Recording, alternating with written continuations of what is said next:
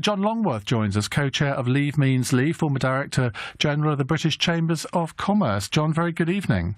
Good evening. Why shouldn't the people have a say in whatever the government brings back, whatever deal they bring back? We had a referendum to trigger the process. Why shouldn't we have a referendum to ratify it? Well, there are a lot of reasons why why we shouldn't be in that situation. You know, is it best of three? If we had a referendum that upheld the original decision, then clearly it would be a leave situation. If we had it reversed, do we then go for a third referendum to see best out of three? I mean, where does it end? Well, the fact of the matter is... I suppose if the question was, as Michael Heseltine wants it to be, do you accept this deal or should we stay in, then you've got a valid point there. If the question is, do you accept this deal or shall we leave without a deal, we would still be leaving, wouldn't we? Yes. But Parliament has been given the job of deciding that. I mean, one of the problems with this whole thing is that the European Union has a history. I mean, it's got history in this respect. Every time a country has voted in a way in a referendum that they don't like, they put pressure on the government of the country to reverse it, to have another referendum. It happened in Ireland, it happened in France, and it happened in the Netherlands. The Remain establishment in this country, in cahoots with the European Union, have done everything possible to frustrate the will of the people. And when I say the will of the people, it's not just a referendum.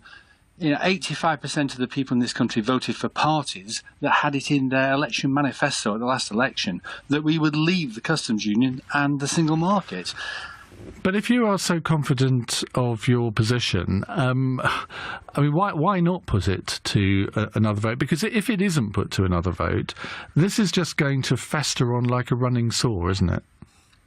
Now, I think because of the resistance of the left Liberal establishment of the country, rather than getting on and embracing the opportunities of Brexit, they have done everything possible to scupper the government's negotiating position and make Britain have the worst possible deal that we can get. Well, the government's let them do that, hasn't it, to be fair? Then clearly, well, because the government, of course, has a number of Remainers within it, to say the least.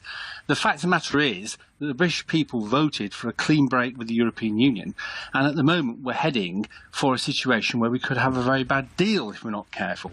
What I think will happen, of course, in that situation is that Parliament itself will vote down that deal, and we will simply leave without a deal. And in fact, no deal is far better than a bad deal. Do you think that the Leave side can fight off this growing desire, and you call it the liberal left establishment? I think it's going a little bit wider than that. I think there is a growing feeling among many people, I haven't met many Leavers who believe this, I have to say, that a second referendum is not only desirable, it will actually happen. And I don't see too many voices on the Leave side of the argument really able to rebut this. Now, you're doing it now, but I think the argument is going by default in many ways.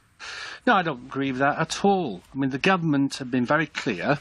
They set out in their election manifesto that we were going to leave the single market, the customs union, and remove ourselves from the jurisdiction of the ECJ.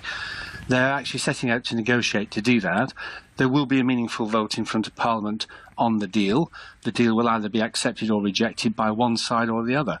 The fact is that we are, in fact, under the Article 50 process, leaving the European Union, and that's that. We're leaving.